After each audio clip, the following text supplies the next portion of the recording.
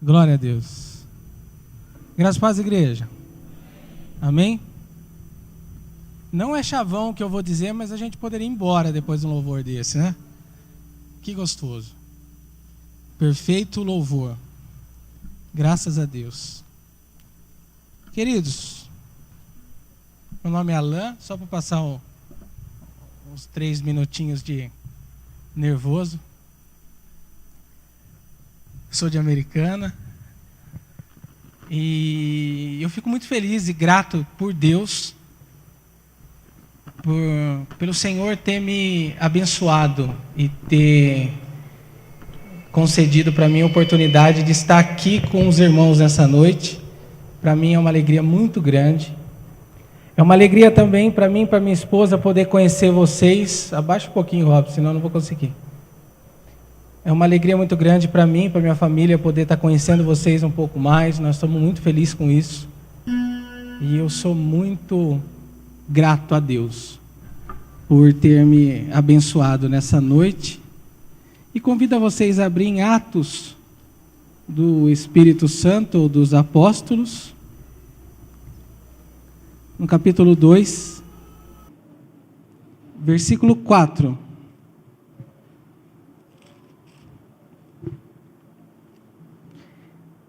Todos acharam? A palavra do Senhor diz assim: e todos foram cheios do Espírito Santo e começaram a falar em outras línguas, conforme o Espírito Santo lhes concedia que falasse. Amém? Feche seus olhos, por favor. Senhor, nós nos colocamos diante da Tua presença. Eu me coloco diante do Senhor e peço que as minhas limitações não sejam um empecilho para o Senhor. Que usa dela, Senhor, para glorificar o Teu nome. Usa, Senhor, a minha vida nesse momento como instrumento da Tua vontade. Eu não aceito minha vontade nesse momento, mas sim a Tua. Abençoe cada um que está aqui e que os ouvidos do coração estejam abertos nessa hora, para receber da Tua palavra, para receber aquilo que o Senhor tem a falar conosco.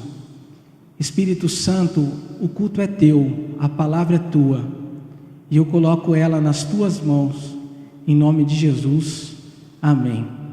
Queridos, hoje o nosso tema é sobre igreja, e eu gostaria de falar alguma coisa sobre igreja. Engraçado que a palavra igreja é uma palavra mais ou menos assim que levanta alguns sentimentos. Quando a gente ouve falar de igreja, já imagina algo santo, algo maravilhoso. E eu queria ver com os irmãos o que a Bíblia diz a respeito de igreja. Abre lá em Efésios 2:15.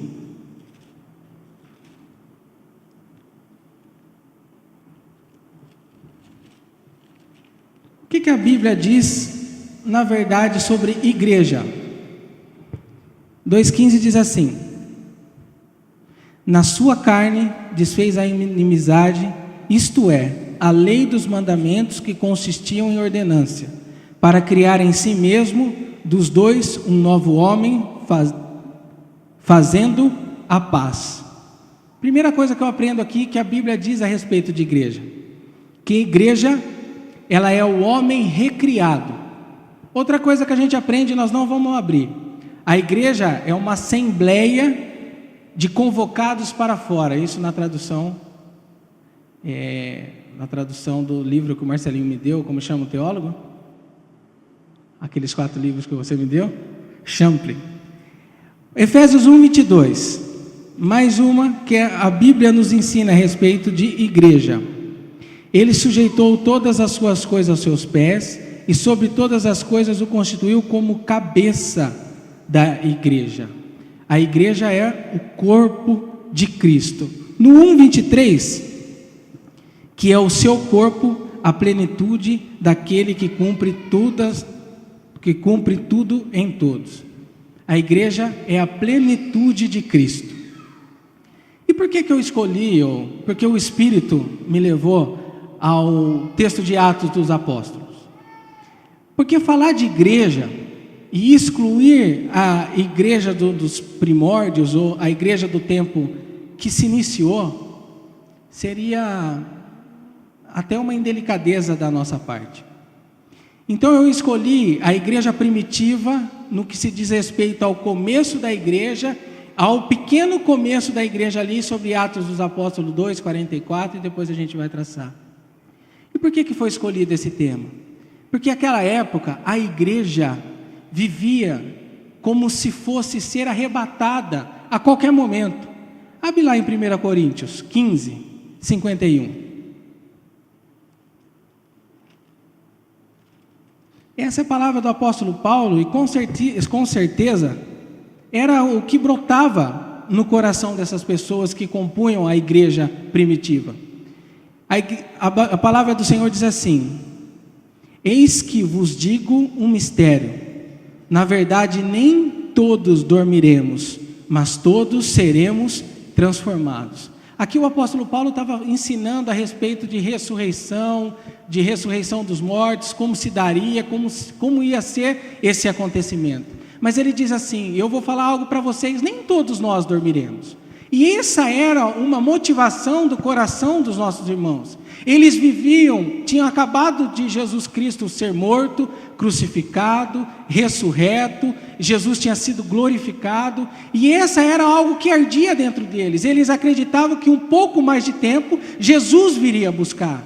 E é isso que difere do meu tempo e do seu. Hoje nós temos uma igreja, na maioria das vezes, que vive para morrer, não para ser arrebatado. Aquele tempo, os primórdios eram totalmente descolados das coisas desse mundo. Não que não havia algumas pessoas que fosse exceção, poderia ser, eu não estava lá para ver, irmãos. A Bíblia diz o fato de que eles eram cheios do Espírito Santo, eram pessoas que viviam para ser arrebatadas. E o que eu aprendo com isso? Hoje, eu como igreja, como é que eu estou? Preso nas coisas desse mundo, ou desprendido como que eram os nossos irmãos? E para a gente começar a falar de igreja, é importante a gente observar que aquele tempo, nada era diferente do nosso. Às vezes a gente fala assim, eu já falei muitas vezes assim: Senhor, eu gostaria de ter visto o Senhor. Senhor, eu gostaria de ter andado com o Senhor. Mas hoje o Espírito Santo habita dentro de mim e dentro de você. Nada difere, em nada nós somos inferiores ao povo de Deus daquela época. E dentro disso, dentro dessas duas igrejas, da igreja primitiva que compreende aquele comecinho da igreja, e dentro da igreja moderna, eu queria que os irmãos observassem alguns bons exemplos que ao passar do tempo foram se perdendo. Mas antes de eu entrar nisso e falar desses exemplos, eu falo para a minha vida hoje, para mim como igreja, como está eu como igreja, ou como eu estou como igreja. Como está a minha vida perante o Senhor? Como está a minha vida de oração? Como é que está a minha vida de leitura da palavra? Como é que está a minha vida de obediência? Será que eu tenho vivido no propósito que Deus estabeleceu para a minha vida? Como que eu tenho me disposto para o Senhor nesses últimos dias, nessas últimas horas que nós estamos vivendo? O que eu tenho colocado diante do Senhor em oferecimento da minha vida? Como é que eu tenho vivido? Será que eu tenho sido aqueles que estavam desprendidos das coisas desse mundo? Ou será que eu tenho sido uma pessoa que está prendido às coisas desse mundo? Eu peço ao irmão que abra em Atos 2. Volta lá para Atos. E o primeiro exemplo, bom exemplo, a ser citado nessa noite. Atos 2, 4, nós já lemos. E todos foram cheios do Espírito Santo, e começaram a falar em outras línguas, conforme o Espírito Santo lhes concedia que falasse. Eu não vou entrar aqui em oração em línguas, fiquem em paz, irmãos. O que aquela igreja tinha? O que aqueles irmãos da época tinham? Eles eram cheios do Espírito Santo. Tem uma cena que a Bíblia narra que Pedro e João, no 3, Pedro e João estavam subindo para o templo e encontrou um coxo. E aí ele olha o coxo e ele diz assim: olha para mim. Segundo a tradição dos judeus, ninguém ia para o templo sem uma oferta. Eles tinham provavelmente uma oferta para dar, mas eles disseram assim: olha para mim, olha dentro de mim, olha como eu sou, como eu estou. Era mais ou menos dizer assim: eu tenho Cristo em mim. Você consegue ver Cristo? Eu não tenho ouro nem prata, mas o que eu tenho eu te dou. Levanta, toma a tua cama e anda. Esse povo era cheio do Espírito Santo. E não que nas nossas igrejas não tenha pessoa cheia do Espírito Santo, tem. Eu não tenho aqui um medidor do Espírito Santo para ver quanto cada um tem de Espírito Santo entre si. Mas como a palavra em Ezequiel diz que há águas, irmãos, que dá na canela. Tem pessoas que ela escolhe ter o Espírito Santo, me perdoe, na canela. Há já aquelas que querem ter no joelho. Já tem outras que querem nadar no Espírito Santo. Mas o mais impressionante que a gente vê é que não tem como eu medir o Espírito Santo, se a pessoa é cheia ou não do Espírito Santo. Mas tem como a gente medir quem não quer ser cheio do Espírito Santo. E sabe aquele negócio de que mau exemplo contamina e contagia mais do que bons exemplos? E o que nós temos visto em igrejas na face da terra, são igrejas que não estão buscando a plenitude do Espírito Santo, se converte e para. O que eu preciso para buscar o Espírito Santo, para ser cheio do Espírito Santo? Eu até falei com o Marcelinho, nós estávamos conversando na casa do Robson. Não faça nada, senão a gente vai estragar. Tenha fé, queira ser. Eu quero ser cheio do Espírito Santo. Eu preciso ser cheio do Espírito Santo. E era algo que predominava na Escritura. Pedro, cheio do Espírito Santo, teve a primeira oportunidade de defender os cristãos. O que ele fez? Ele, cheio do Espírito Santo, ele falou para todo mundo, que até as pessoas ficaram indignadas. Mas ele não é indulto? Bons exemplos, queridos, que ao passar do tempo têm se perdido. A busca do Espírito Santo, a plenitude dele. Ser cheio do Espírito Santo, não ser Alain apático a esse assunto. Segundo exemplo, Atos 2, 42.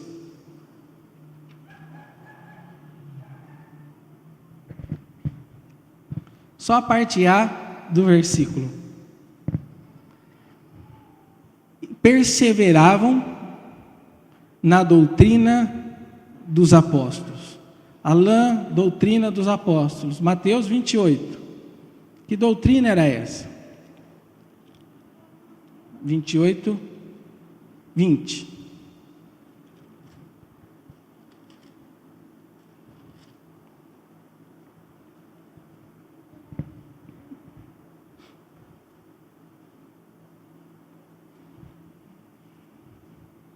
Jesus falando aqui diz: ensinando-as a guardar todas as coisas que vos tenho mandado, e eis que eu estou convosco todos os dias até a consumação dos séculos.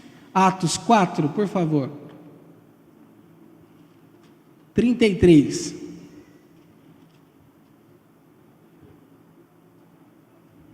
E os apóstolos davam com grande poder testemunho da ressurreição do Senhor Jesus, e em todo eles haviam abundante graça. Na era moderna teve uma tendência que veio como meio que um rolo compressor sobre a igreja primitiva e sobre os conceitos da igreja primitiva, trazendo alguns toques. Vamos fazer isso que dá certo, vamos fazer aquilo que dá certo, e foi se perdendo a sã doutrina. Aqui, o importante, o que me deixa mais vidrado, é que diz assim: eles perseveravam. O que é perseverar? Segundo Priberan diz assim: continuar, persistir, uma opinião ou um costume que sejam bom. Qual doutrina que nós temos que perseverar? Na doutrina de Jesus. nessa doutrina. E os apóstolos, eles persistiam nisso, perseveravam nessa doutrina, na doutrina que eles ouviram do Mestre e na ressurreição. Pedro, ele pregou Cristo crucificado, ressuscitado e glorificado, quando que as pessoas vinham questionar ele a respeito da cura do coxo. Então, o que se perdeu hoje em dia nas nossas igrejas, não estou dizendo nesta igreja, a perseverança na sã doutrina. Esquece daquilo que é palavra e tenta se embutir na igreja algo que não funciona, irmãos. Enche uma vez e vai embora. Eu sei que aqui é uma igreja extremamente zelosa no que diz respeito à palavra, mas dentro desses bons costumes que nós estamos falando nessa noite, vamos tomar cuidado com a sã doutrina, com o ensinamento da palavra, com aquilo que é de Deus. O Marcelinho sempre fala para mim que o que é de Deus, o que é Bíblia, tá bom. Se eu não concordo com o que não está escrito. E é assim que a gente tem que ser. O terceiro exemplo, volta lá em Atos 2, 42.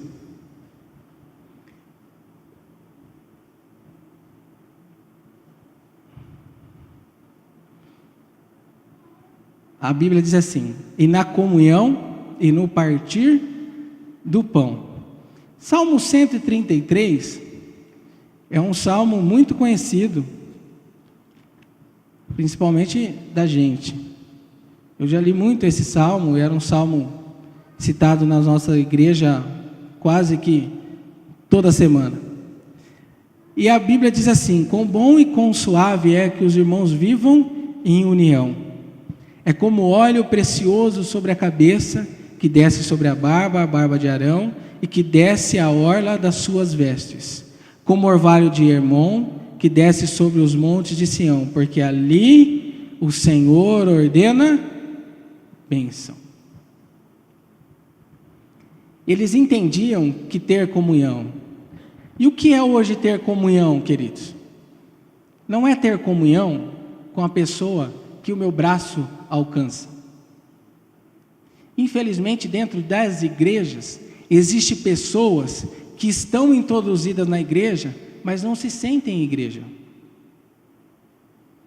porque não faz parte da minha intimidade. E eu não tenho comunhão. Pessoas que às vezes entram e saem do nosso convívio, sem que a gente meramente perceba.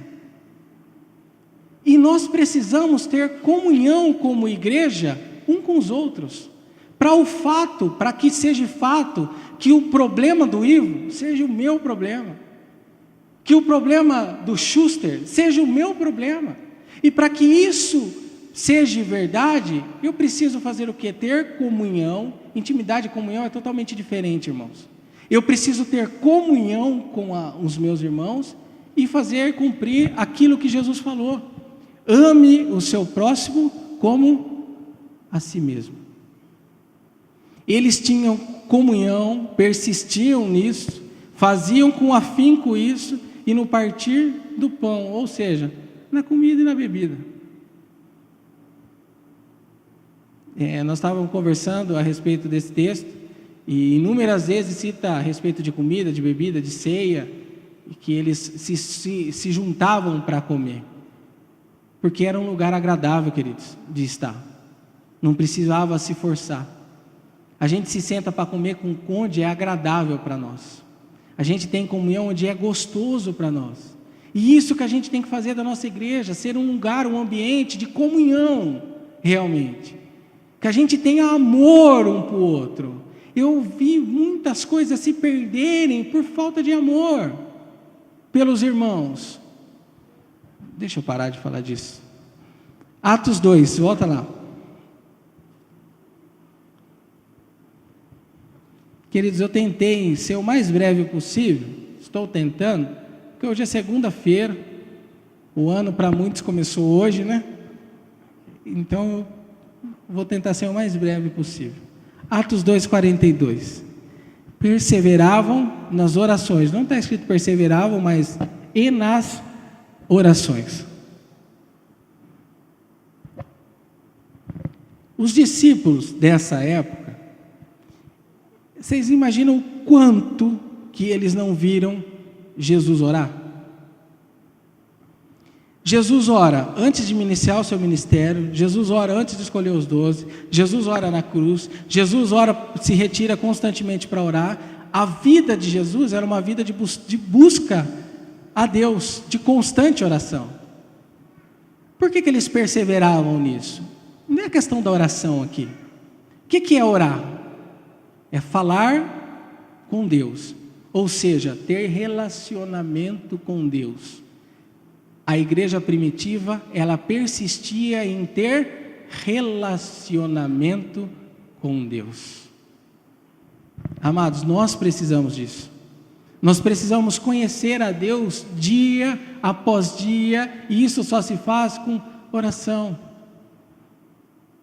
Eu sempre digo que às vezes quando a gente ministra, nós que ministramos, nós somos pegos pela nossa descrença, às vezes, né? Uma vez eu estava na igreja, o menininho chegou para mim e falou: está com dor de cabeça, ora por mim. Eu falei assim: pede para o pastor que ele ora. Aí depois a minha esposa me corrigiu, eu falei: nossa, o que eu fiz?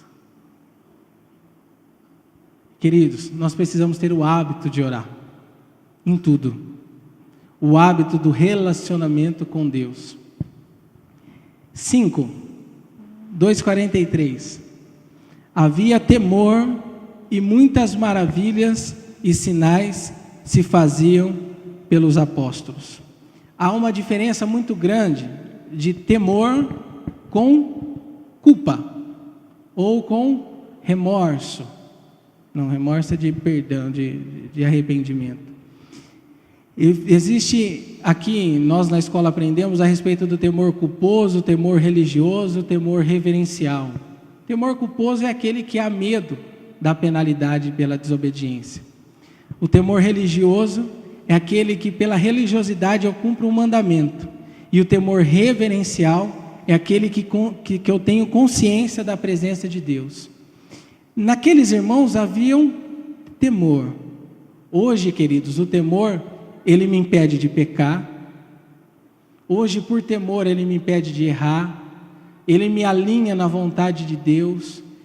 Aqueles irmãos daquela época, a Bíblia diz aqui que em cada alma, ou seja, em todas as pessoas, haviam temor. E a Bíblia diz o quê? Que muitos sinais e maravilhas eram feitos pelos apóstolos. A respeito de sinais e maravilhas, Marcos 16, eu vou ler aqui.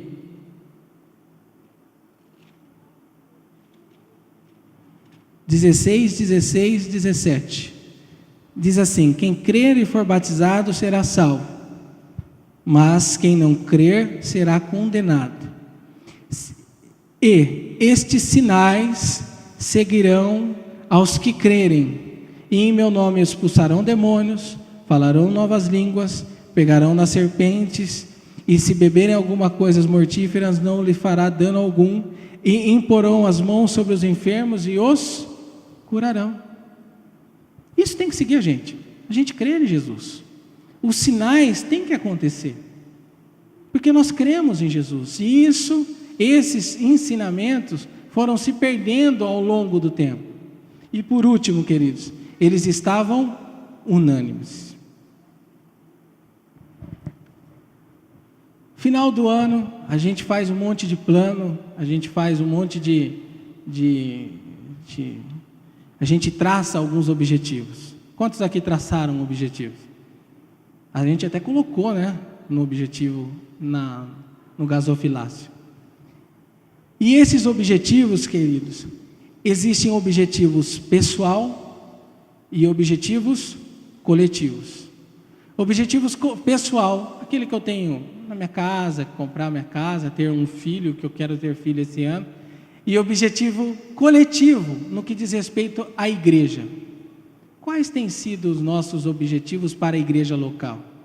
Estamos unânimes nisso ou não? Estamos falando a mesma língua? Ou não estamos falando a mesma língua? E eu vi uma pessoa falando a respeito de sonho, que ele sonhou, que ele quer concretizar, e dentro de uma igreja não se falou a respeito de sonhos espirituais, ou de vontades espirituais, de desenvolvimento espirituais. Eu quero que seja desenvolvido o meu talento, eu quero que seja desenvolvido o meu ministério, e isso é preocupante, amados. Nós temos que parar para pensar, qual tem sido a minha conduta com meu irmão dentro da igreja? Estou unido a ele? Esse povo era unidos. A Bíblia diz deixa eu só pegar meu texto, em Atos 4, 32, diz assim: era um coração e a alma da multidão dos que criam, e ninguém dizia que coisa alguma dos que possuíam era sua própria, mas todas as coisas lhe eram comum. Eles estavam unânimes em tudo. Queridos, essa é uma palavra curta, mas é uma palavra que falou bastante ao meu coração. Esses bons exemplos têm que ser verdade nas nossas vidas hoje. Temor, oração, querer ser cheio do Espírito Santo, ter comunhão com o meu irmão e ser unânime no que diz respeito à igreja. Amém?